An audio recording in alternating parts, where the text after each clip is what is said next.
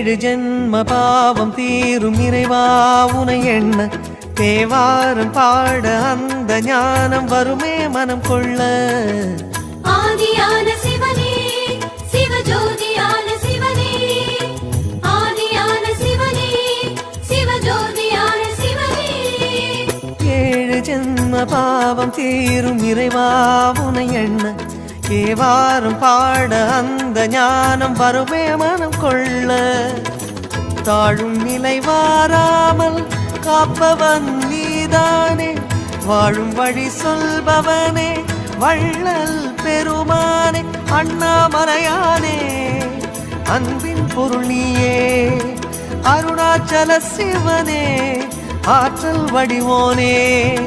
சக்தியின் கலையாய் பக்தியின் நிலையாய் தோன்றும் சுடரோனே, உண்ணாமுலையின்